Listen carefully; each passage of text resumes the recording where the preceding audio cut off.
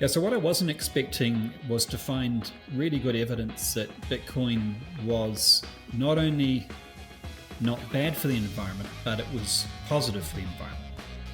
In other words, that you couldn't have a renewable energy transition without Bitcoin because you needed Bitcoin to stabilize the variability of renewable energy. You needed Bitcoin to be able to be an off-taker for otherwise wasted renewable energy, so it would be profitable, so it could proliferate. And you needed Bitcoin mining to soak up methane in areas which were otherwise unprofitable, such as on landfills.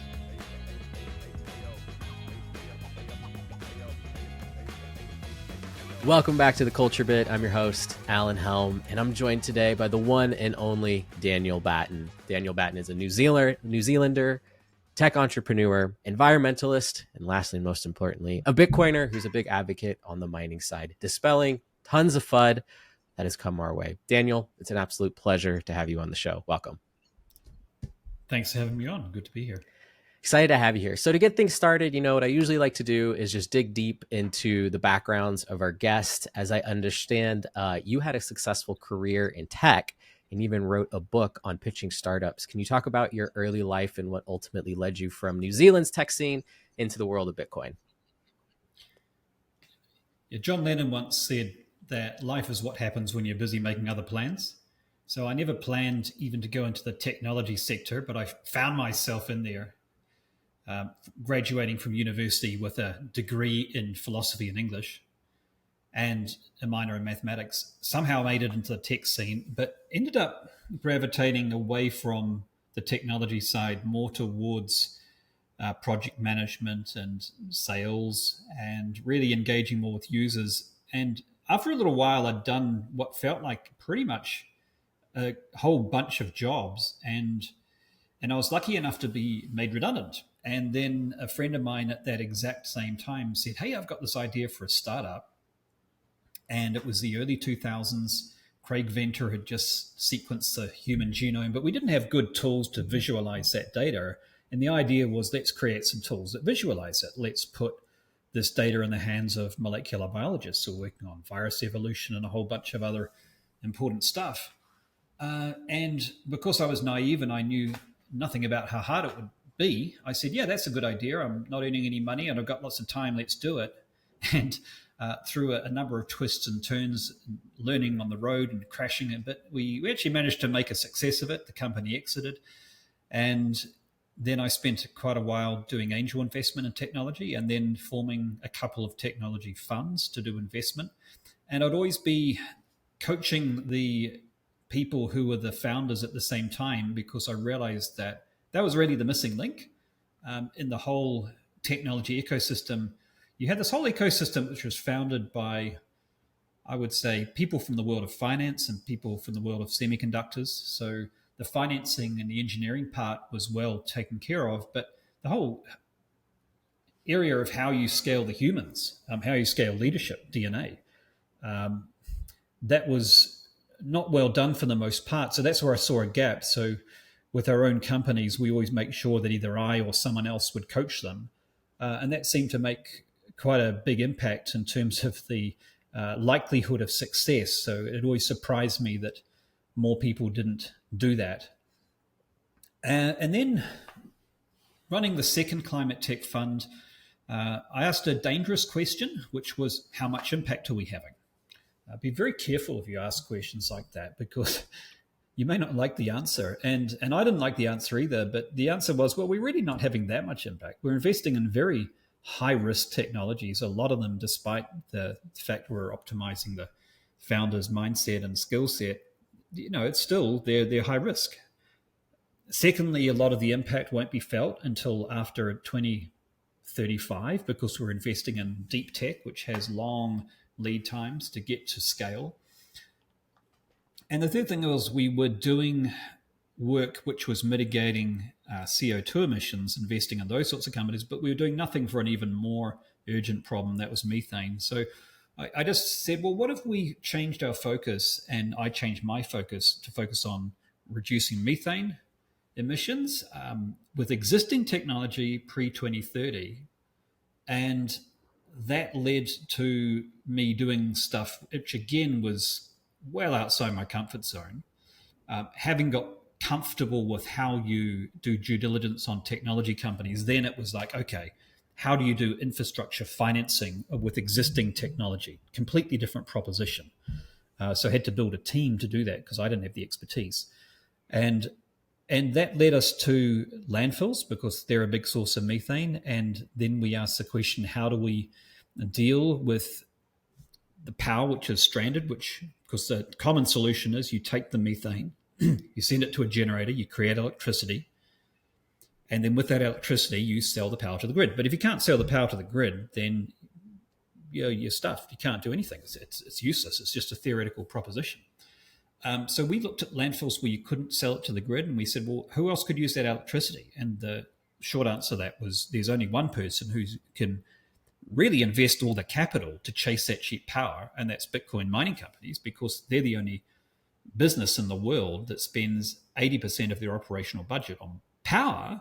And so they're the only ones that it makes economic sense to go to the edge of the world, to smelly, faraway places off-grid or almost off-grid on landfills, and invest a whole lot of extra money on gas capture collection and generators, because they'll get very cheap power in return.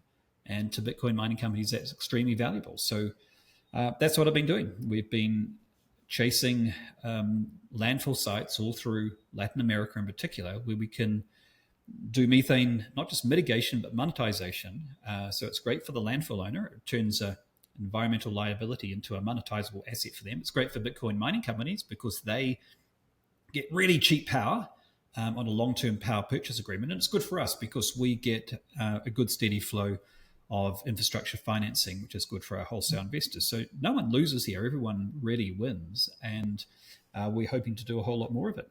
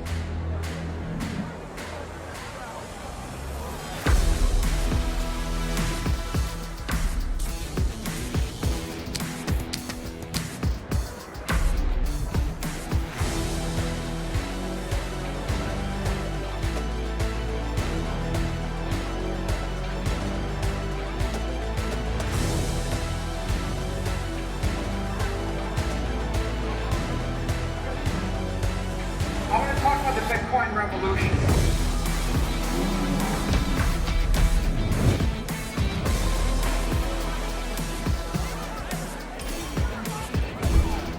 You said it very well. Bitcoin miners are constantly seeking, like you mentioned, stranded power sources. I appreciate all the background you gave me on your introduction to the technology. I guess just a little bit for the audience.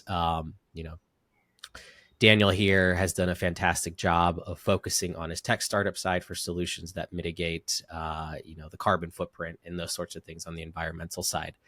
And the two together smashed eventually led you to Bitcoin and Bitcoin mining, which is a super exciting journey. As I understand, you were involved in environmental activism, very early on, all the way back into your youth. How did these early passions between technology and the environment set your stage for your interest in Bitcoin mining? As if I recall correctly, I think your first entrance into the space was around 2020, correct? A little bit later, about 2022. So I'm a latecomer. It wasn't really until 2022 that I started using Twitter at that stage actively. And that was because Greenpeace USA launched an anti-Bitcoin campaign at exactly the time when we'd started researching it. And so it was this kind of interesting moment where, yes, you're right, I was heavily involved in the environmental movement for a long time, still am. It's just that now the way that I have my impact is through investing in technologies that can make a tangible, practical difference in the next 10 years. More of that, so more on the solution side than in protesting, let's say. And that's been a really good vehicle to make positive change that you can see in the world very rapidly.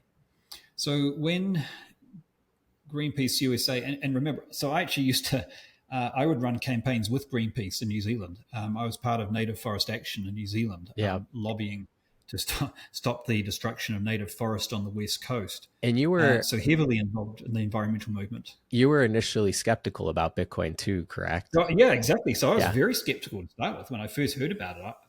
So I went through the process that I think a lot of people go through, which so that's helpful because I empathize with other people who have the same response, because that was my response too. And my response was, well, this looks like it uses a lot of energy and it doesn't look like it does anything useful apart from as a speculative asset. Well, that doesn't sound good. So I already had it in the bad basket. But then, thanks to really having a friend who encouraged me to dig deeper and pointed out, well, you're an investor, right? This is a technology. Would you write off a technology before you'd done any due diligence on it? And I said, oh, good point. So I thought, well, I'm curious. Let's suspend disbelief. Let's look into it a little bit deeper. And I'm so glad I did. Because what I found was that my viewpoint was informed largely by the media, which is a really bad way to inform your viewpoint on a disruptive technology. Now, irrespective of how much you trust the media, what I've come to realize, if you look at historical patterns, is that when it comes to reporting on disruptive technologies, you should never trust the media. It is the worst source. The way that the media greeted the radio was with derision. They said that the radio could be responsible for shattering windows. It caused jailbreaks. It made women go crazy. That it caused snowstorms. Before that, we had the bicycle, which was supposed to explode the human heart. It was supposed to cause conditions such as bicycle face, which would cause permanent disfigurement. It was supposed to, again, lead women to behave in antisocial ways. And be a curse and need regulating because it was fundamentally dangerous. Now, when you look at the origins of why these disruptive technologies are usually treated with derision and negativity from the media, it's very simple, and it's the same sources. It's that, well, a disruptive technology by definition disrupts someone. So if you're the person who's enjoyed their position of incumbency, be it the railway or public transport or the automobile or riding apparel, well, there's 4 industries that are not going to be happy with the bicycle there and then. And with the radio, well, live entertainment, records, right? Right. There's a whole plethora of industries, the telegraph, which are going to be unhappy with the advent of the radio. So you have people who will protect their incumbency. And this happens throughout history. And we saw it at our own technology company, where when we released our software for a fraction of the cost with 10 times the power of the existing incumbents, and we started to talk to molecular biologists, we realized that they knew about our software before we got to them, but they didn't find out from us. They found out from the incumbent who sold the big, expensive, clunky technology that did a fraction of what we did. And they told the users that you couldn't migrate files from one place to another. Your work could be lost, that we were a risky startup. You could lose all your data in 2 years, all sorts of absolute nonsense. And so I've seen this pattern firsthand, where incumbents will always protect their position. So knowing that and starting to dig and scratch beneath the surface with Bitcoin, I realized, this is the same thing playing out, because the sources for the information on Bitcoin were 3 central banks and the IMF. Now, who gets disintermediated by Bitcoin? The IMF and central banks. So that got me curious, and I thought, well, it doesn't mean that what they're saying is wrong, but it should at least raise my suspicions here. Let's look into how good the science is. And the science was shocking. It was total junk science, mainly spread by one central bank employee in particular, who published a work in 2018 called Bitcoin's Growing Energy Problem. But when I looked at it, the data set was cherry-picked. The assumptions were the same sort of level of flawed assumption that people made about the internet taking over the planet. and all the energy consumption, and before that, PCs. So they were wildly inappropriate. They didn't take into effect Moore's law. They used false data in terms of saying how long machines lasted for in order to create this false impression that there was this huge e-waste problem. There never was, because he didn't take into effect that machines are reused, resold, and recycled. So the science was just really bad, but it makes such a great story, doesn't it? And so from 2017 up to 2018, we went from less than 10 articles on Bitcoin and energy to almost 400 based on one study. And that study was not even it wasn't even a full-length academic article. It was a 5-page commentary, which is the academic equivalent of an opinion piece. Doesn't have to use empirical data, and doesn't have to go through a rigorous peer review process. And that really seeded the scene for this entire narrative. And so the more I researched it, the more I thought, oh, actually, this is nonsense. But then something else interesting happened that I wasn't expecting. I was expecting that the answer might be either it's good or it's bad or it's somewhere in the middle. But I wasn't expecting to find evidence that Bitcoin could actually be part of the green energy transition, that it could help do things that were really positive for the environment, or could even be indispensable to climate action. So that's what I found, and I was really surprised. Yeah, so what I wasn't expecting was to find really good evidence that Bitcoin was not only not bad for the environment, but it was positive for the environment. In other words, that you couldn't have a renewable energy transition without Bitcoin, because you needed Bitcoin to stabilize the variability of renewable energy. You needed Bitcoin to be able to be an off-taker for otherwise wasted renewable energy, so it would be profitable, so it could proliferate. And you needed Bitcoin mining to soak up methane in areas which were otherwise unprofitable, such as on landfills. So that was the real surprise. And at the same time, that impression that it's got no use other than a speculative asset, I realized that the only reason I believed that is that I'd never found out or never looked into what the uses were. And certainly, again, the media wasn't telling me. But the more I looked into it, the more I found out, oh, wow, this actually solves some really important issues, such as if you are subject to hyperinflation, you want to preserve your family's wealth, which is true of around 100 million people around the world. Or if you live in an autocratic regime and you can have your money censored or frozen, which is true of 5 billion people around the world. Or if you live in a place which doesn't have good banking rails and you simply want to be able to transact, want to give and receive payments if you're a small business owner or a taxi driver, etc. How do you do that effectively without good banking rails, which is, again, about 1.5 billion people in the world. So Bitcoin's solving a lot of issues that have relevance outside the West first. And that's why people like me, from my position of Western privilege, assumed that it didn't have a lot of use because I couldn't see it directly. Now, of course, it does have incredible value to people in the West too. But that's another story. But the thing that I initially got the most excited about was actually its utility in developing nations. Amazing. So you did all this heavy lifting and research work to iron out a lot of the FUD and poor research that was done. What were some sources that did some good research? I know earlier we were chatting about the report that Cambridge just put out. I think it was the third one that they've done. But what were some good primary sources for you? Well, in the early days, back in 2022, there really wasn't a lot. So we had a problem because there was a lot of research that was bad, but there wasn't a lot of empirically validated good research. So we had to rely a lot on just what the Bitcoin mining industry was saying. And unsurprisingly, that wasn't very convincing to a lot of outsiders, because they would say, well, of course, you're going to say it's great for the environment, but show me the receipts, show me the evidence, show me the quantified data. And there really wasn't a lot. But that started to change towards the end of 2022 for a couple of reasons. Firstly, in ERCOT, the grid operator, Brad Jones at the time, started, and he was not a Bitcoiner. He was a guy who came from the utility sector, who'd been brought out of retirement to run the Texas grid after it crashed, after it blacked out in 2021 with Winter Storm Uri.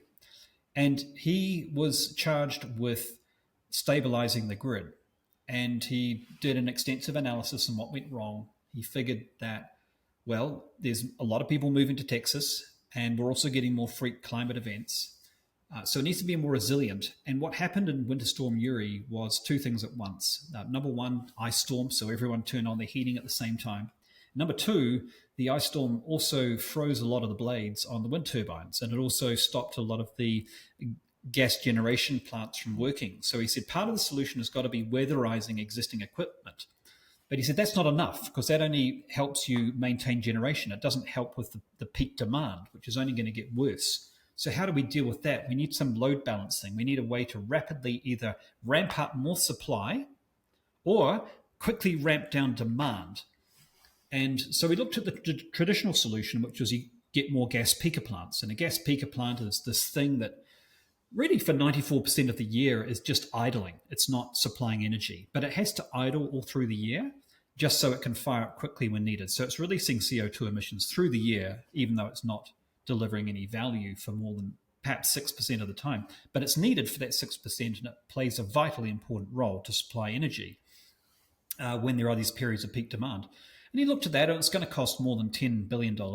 But then this other curious thing had just started happening, and that's that China had made it an unfriendly environment to do Bitcoin mining, and a lot of those miners had moved to Texas. And he's like, well, what are these Bitcoin mining companies? What do they do? And people said, well, they're just basically they're validating this network. They're just like big data centers, but they're different because they can shut off and and fire up very fast. And he said, what did you say? He said, well, yeah, they can shut down and they can fire back up very fast. He's like, how fast? Well, less than a second. So what sort of load are we talking about? And they went up to about 3 gigawatts of load. And he's saying, you're telling me we've got a flexible consumer of energy that can instantly shut down in less than a second? Well, that's going to be useful. And he started to look at how they could be part of ERCOT, that's the Grid of Texas, their demand response program, which means that they are one of the backup plans that the grid operator has. So when they have peak weather events or peak demand, they can very quickly curtail the energy of that load. And he was so impressed by what he found, he realized, you know what? We don't need these gas peaker plants.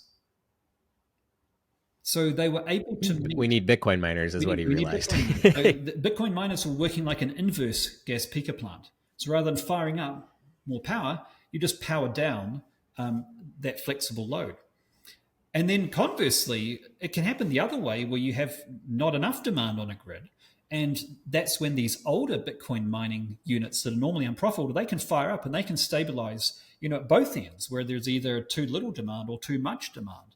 So they're incredibly flexible, incredibly valuable. But the other thing that they were doing, and because this kind of scrambles people's heads sometimes, you're saying, what? So their value is being able to shut off energy, but they're using too much in the first place. And surely if they weren't on the grid wouldn't be strained. And you can understand why people would think that, but it's actually not how it works. Because the reality is that the reason there's so much renewable energy on the grid is partly because of Bitcoin mining in the first place, because they have been able to co-locate with these renewable generators, and they have been able to be a buyer for that renewable energy that otherwise would have got wasted. And that means that the renewable supplier, the solar or the wind operator, is more profitable. And what do they do with that profit? They do what any shrewd business owner does, and they plow it into expanding their operation, building more solar, building more wind capacity. So number one, there's more solar and wind in the grid in the first place. And number two, when that power is needed for other users, Bitcoin miners can flip off in less than a second. So that was the first thing that happened, was we got good first-hand data from the Texas grid that showed that a lot of this potential promise was happening at scale, that the grid wasn't blacking out anymore, that as more people came onto the Texas grid and there were more freak weather events than ever before, Texas could handle it. And meanwhile, renewable energy just blossomed, went from 80 gigawatts up to 140 gigawatts within a 3.5-year period. So it continued to accelerate this renewable transition.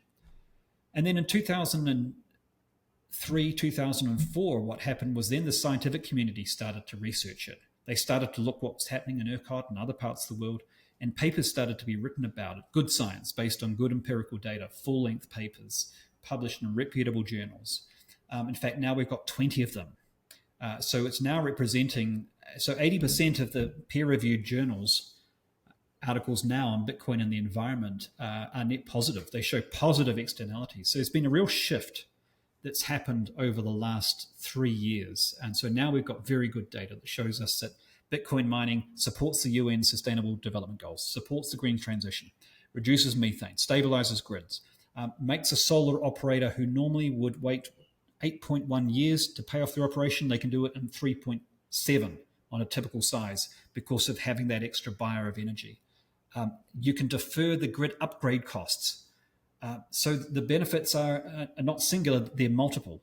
That you can use the heat that comes out of Bitcoin mining and you can repurpose it to heat up hot water or houses. And this has been done in Finland, where now 2% of district heating has been done by the exhaust heat from Bitcoin mining, which is phenomenal because they have a goal by 2030 to get rid of their biomass, in other words, wood, and fossil fuel-based heating, which is coming mostly from coal or gas or even worse, peat, which is a terrible thing to burn. Not only is it more emission intensive than coal, but it releases all sorts of dioxins and arsenic and other things into the environment. And they can now replace that by using the clean exhaust heat coming off Bitcoin mining rigs. So the benefits are profound. They're widespread. They're scaling up. 2% of a whole nation's district heat, that's no longer small. And they're backed up by multiple different peer-reviewed studies. So it's been a phenomenal change. And right at the end of that, just a couple of weeks ago, Cambridge released a report. And Cambridge has always been regarded as the gold standard, really, for policymakers and regulators. And unfortunately, Cambridge has been out of date for a long time. Their last report was January 2022. And back at that time, the report was showing that Bitcoin was mostly fossil fuel powered, which was largely true in 2021, but it hasn't been true for a long time. But finally, that report's been updated, and they're now showing what people in the Bitcoin mining community knew for a long time, and Cambridge knew for a long time, but they just didn't have the formal report to back it up, which was it's more than 50% sustainably fueled. 52.4% of Bitcoin's energy comes from sustainable sources. So there's been a phenomenal turnaround in just Bitcoin mining proliferating as a supportive influence on the grid, supportive influence for the environment. Secondly, there's been a phenomenal turnaround in the quality of science done. And thirdly, there's been a shift that happened after the mining exodus from China and Kazakhstan, where Bitcoin has just become a lot more sustainably powered than it used to be. Incredible. It's, I always like to say the simulation likes to work in people's failures, in people's favor who want to be a productive member of society. And the timing of, the ERCOT grid coming down, you starting to get inquisitive about Bitcoin, and then those data reports that ERCOT did in 2023 and 2024 is all perfect kind of amalgamation of things. You're looking for this technology, because you mentioned you'd asked, the dangerous question of like, how much of an impact are we doing? And you came to the conclusion that Bitcoin was probably, or Bitcoin mining specifically, was probably the biggest and best technology to advance, your interest in protecting the environment, which is very noble and necessary, especially, as the population continues to grow and that sort of thing. So you realized Bitcoin mining could help the environment. How did you, Daniel, get involved practically? What was some of the first things you did?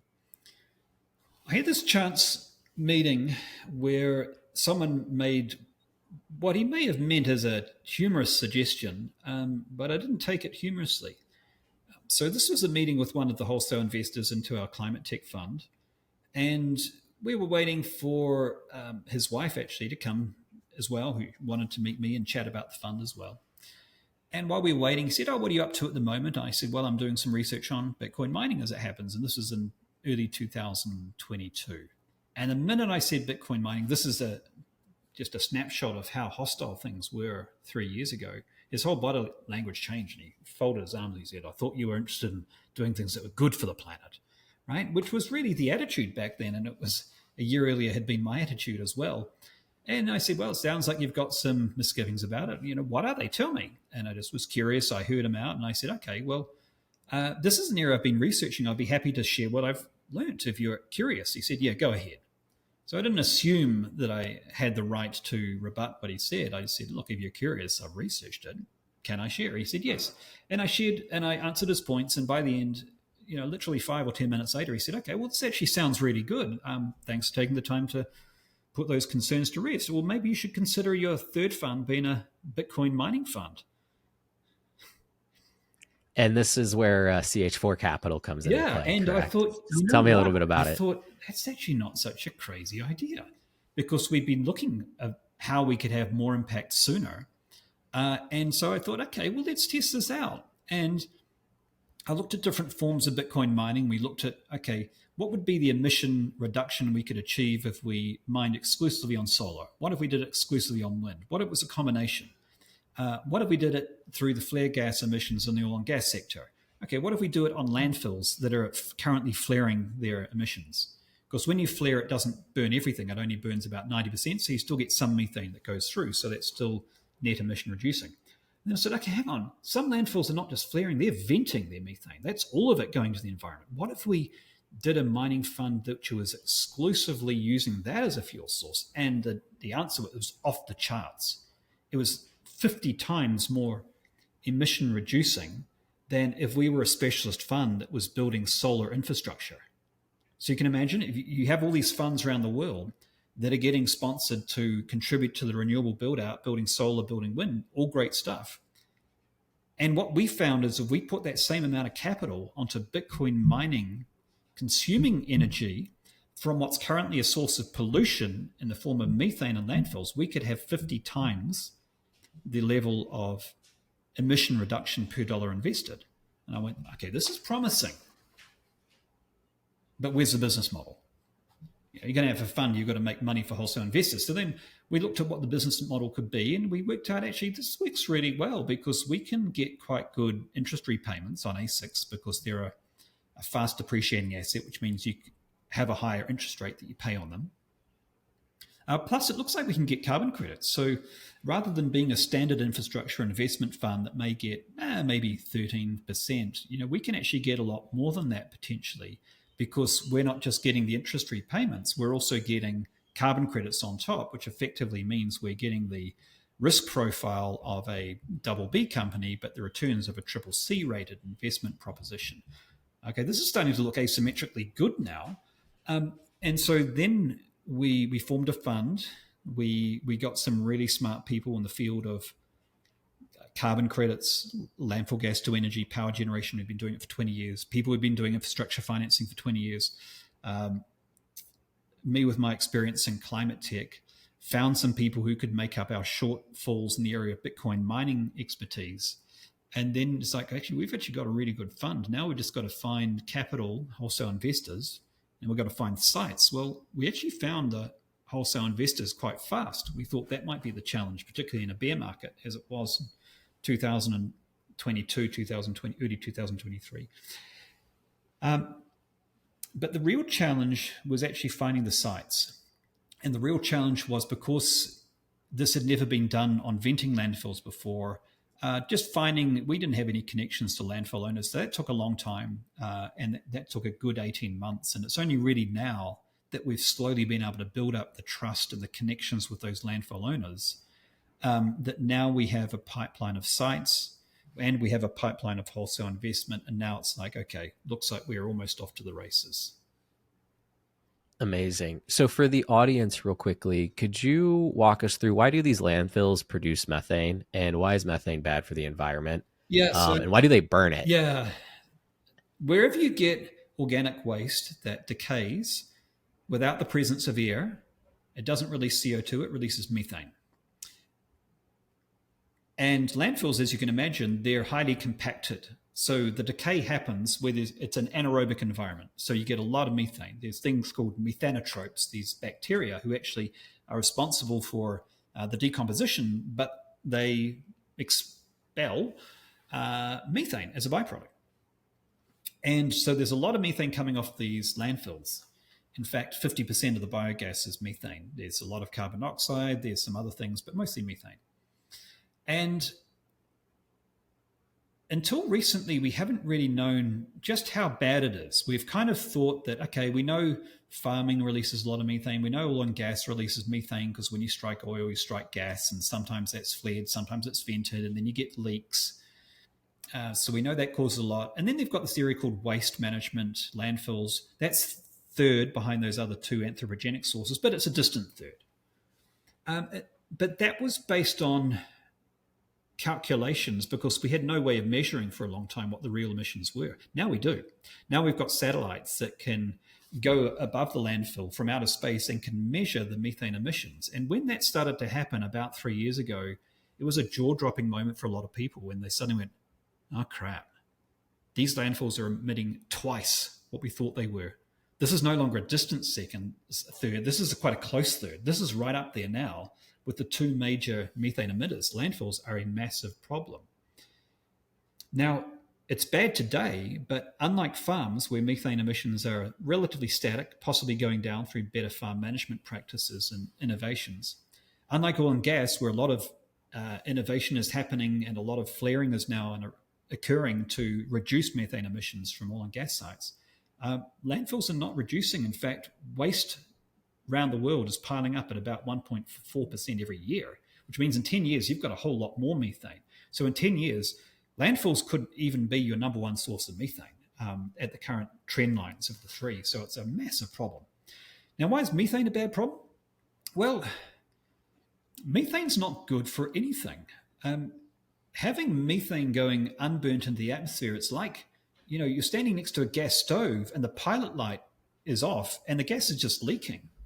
So not only is it 84 times more warming over a 20-year period than carbon dioxide, but even if you, for whatever reason, are not concerned about its global warming impact, it's just a really bad thing to have going into the air for human health. The UN estimate that 1 million people die prematurely every single year through elevated methane emissions. People who live near landfills often have respiratory illnesses. People in the third world who often have subsistence jobs, rubbish picking, looking for trash they can resell on landfills, they have shortened life expectancy. They have upper and lower respiratory illnesses that they gain. So it's a massive, massive problem. So we are mitigating an environmental hazard and we're turning it into the future of sound money. It's alchemy. Where do you see most of so a couple of things. Number one, massive problem with methane for sure. I think you mentioned earlier though that Bitcoin mining can reduce at wherever miners are implemented at landfills by about 45%. Was that the number? More than that. If you have a venting landfill right now, 10% of it will get naturally oxidized. The other 90% goes into the environment. Of that remaining 90%, almost all of it will be completely eliminated by sending that methane to a generator and burning it, because those generators will destroy more than 99% of that methane.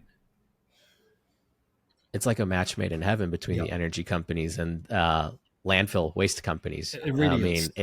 It really is. I have to imagine people are jumping at the mouth, but just curious. Well, not really, but I'll tell you why. Because number one, there's been a lot of misinformation about the environmental footprint of Bitcoin. Number two, there've been bad actors in the past. There have been some fly-by-night crypto mining operations that have set up in areas and haven't paid their electricity bills, gone away, left a bad taste in people's mouth. We had one landfill I know that happened to. Other times people are saying, well, I want to look into every other possibility. I want to look into whether I can do biomethane. I want to look into whether I can do pyrolysis. And we know, because we've done the evaluations, that those techniques are going to be way too expensive and deliver very little return and have very high environmental permitting risks. But they have to go through their own process of convincing themselves sometimes. So it hasn't been a straightforward process, but what will happen is as you start to get, because people like social proof, and they're not necessarily going to trust us saying it, right? Because we have an inbuilt economic incentive to do these projects. So, but if another landfill operator says, well, actually, I've gone ahead with this proposition and have a look at how much money I'm getting every month through selling power, and here's the $1 million that's not on my budget because I didn't have to buy a flare stack to do it, and here's the $100,000 a year that I didn't have in my budget because I don't have to maintain that flare stack. And how much capital did you invest? Well, I invested no capital, and I get paid this much every single month. Then that's where the landfill owners will start to take this seriously. But like a lot of things, getting that first cab off the rank is where it takes the time, even though it seems like a no-brainer. Now, you mentioned you're in Costa Rica currently. What is the reception in Central America versus the United States? I know when it came to the election season, the miners were a huge part in getting the current administration elected. They're very pro Bitcoin mining. Even I believe Eric Trump now sits on the Hut 8's board, just signaling positive intent. How do you think that's influencing politics around the globe overall? Do you think people are starting to take things more seriously? And where do you see things going, in 5 to 10 years? There's both an opportunity and a challenge. There's no question that it's been net positive to have an administration that is look. The new administration didn't really have to do a lot to create a better environment for mining. All they needed to do was stop attacking it on a daily basis sometimes, to stop debanking Bitcoin mining companies, which happened, to stop threatening Bitcoin mining companies to release all your confidential data or we're going to fine you $10,000 a day, which happened. To stop on a regular basis threatening to send Elizabeth Warren to search for dirt so that she could find reasons to tax Bitcoin mining, would have a president saying we're going to have a 30% tax, which happened. So all they really had to do was to stop doing all that, and immediately you've created a better environment for Bitcoin mining. To stop the constant gaslighting to say it's bad for the environment, which happened on a regular basis. So they didn't really have to do a lot, but fortunately they've gone even further to say, well, we actually want to create not just a neutral environment, but a supportive environment where it can start to be part of the energy solution. I think the great thing, the opportunity there is Bitcoin mining is a technology which is, whether you come from the political left, right, or center, it has something for everyone. If you care about the green energy transition, then you're not going to achieve it without Bitcoin mining because you don't have a shock absorber for that variable renewable energy. If you want grids that have 70% solar and wind on them, it's never going to happen without Bitcoin mining because you don't have that shock absorber. If you care about energy security, then you need to have Bitcoin mining so you have that ability to power up and down and incentivize more energy of every sort. So it solves a whole range of problems. And I think it's the only way that you can have both a green energy transition without hiking prices and without endangering energy security. The challenge is that a lot of people perceive that strategic Bitcoin reserves and embracing Bitcoin mining, that's just one of the crazy things that Donald Trump is doing, right? He wants to invade Greenland, or he wants to take over Greenland. He wants to put 140% tariffs on things, and he wants to do this crazy Bitcoin reserve. So there are some people who just see it but as guilty by association. Because Donald Trump likes it, it must be bad. So I think we have to go beyond this kind of reflexive dismissal based on tribalism and again get into looking at things on their merits. So that is the risk. And that's why it's crucial that we have every political flavor around the world, because Bitcoin is apolitical. It's non-partisan as an asset. It doesn't care who uses it. And so it's very important that we have people at every part of the political spectrum who start to embrace Bitcoin mining. So that's the only way we're going to achieve mass adoption. It's the only way, and it would be a shame if the narrative was, well, North Korea mines Bitcoin, so we shouldn't use it as a technological solution at all. I think we're definitely far past that, even with the stigma that Trump might carry along with it. Obviously a lot of the work you've been doing has, adjusted that narrative significantly. And then even at the Bitcoin conference, right, we've had Shell, we've had Exxon sponsor the event. What do you think is really holding back these big oil and gas companies like Shell, like Exxon, like Saudi Aramco from going just all the way in on Bitcoin mining? What's holding them back? Oh, they're starting. There's a number of oil and gas companies who've already started doing Bitcoin mining. And I think Shell and Exxon have started doing pilots. Just because you haven't heard of it doesn't mean it's not happening, is what I'd say. So there's a lot of pilots going on. And basically for an oil and gas company, the equation's very simple. If you're in an oil field, you strike oil, you also strike natural gas, but it's nowhere near the gas pipeline, then your alternative is you have to flare it, which wastes it. And as we were saying before, it also doesn't even destroy all the methane. So it's bad for the environment and it's wasteful. It's an absolute no-brainer to monetize that energy if you have someone who can utilize it. And we've never had that someone until basically Crusoe proved at scale in 2021 that you could. People had done it in small amounts, but we'd never done it at scale. And then Crusoe did, boom, 100 megawatts of Bitcoin mining happening in these remote oil fields, proved you could scale it.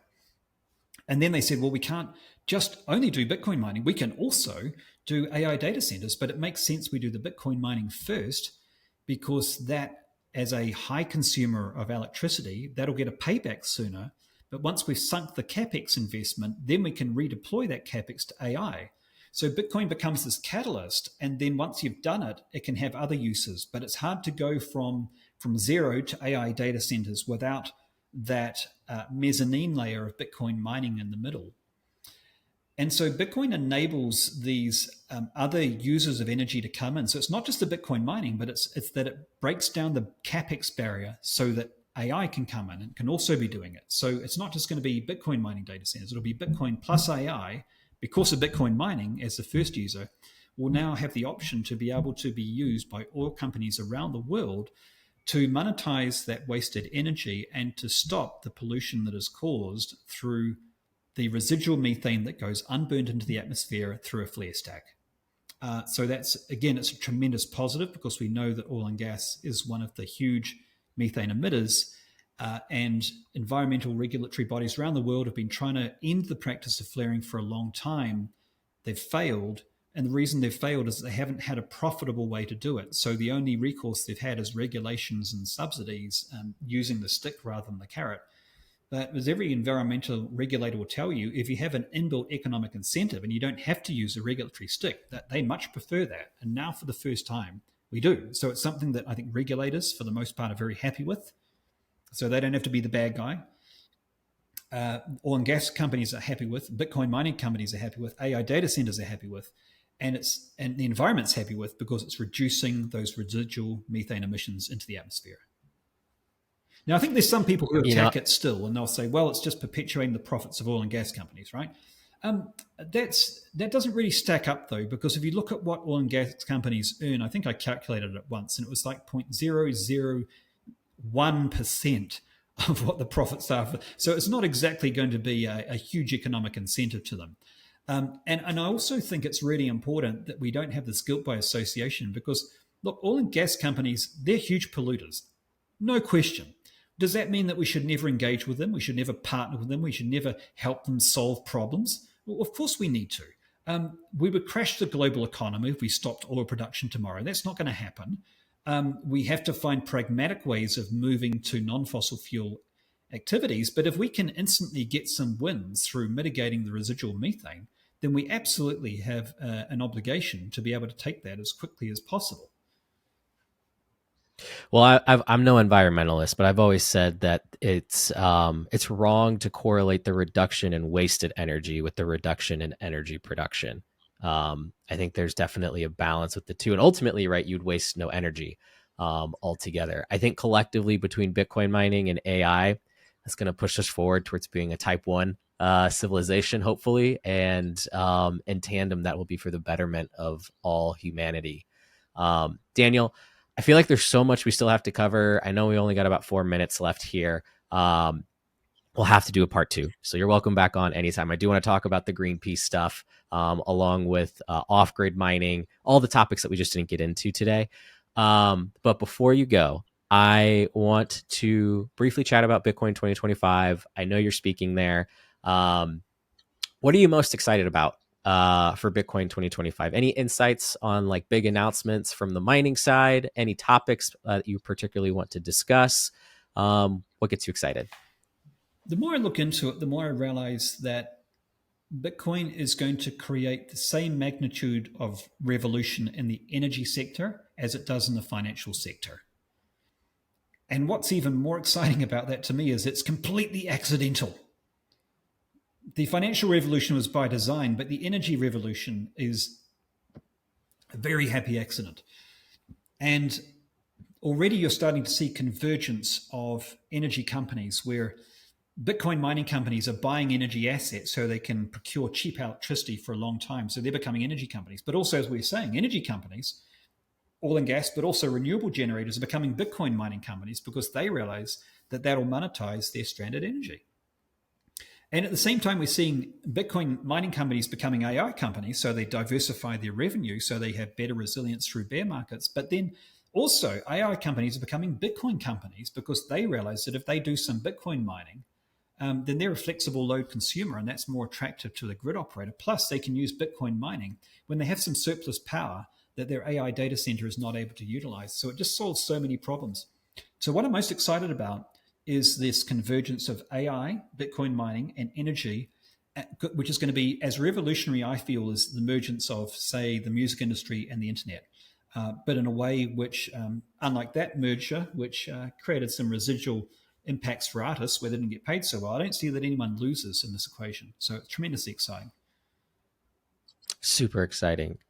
Daniel, it's a pleasure to have you on. Real quickly, you have tons of great insights, research reports. Where can people find you? Where can people get in touch with you? X is the best way. So at DS Batten, you'll find all the links there. Our investment site is ch4capital.com. Awesome. Reach out to Daniel. He's a pioneer in the space. Bitcoin mining is one of the most innovative and exciting things to follow outside of all the attention around the corporate stuff and the core developer drama. Shift back focus to some of the mining things. Daniel, absolute pleasure. Looking forward to seeing you in Vegas. Looking forward to it. Thanks for having me on.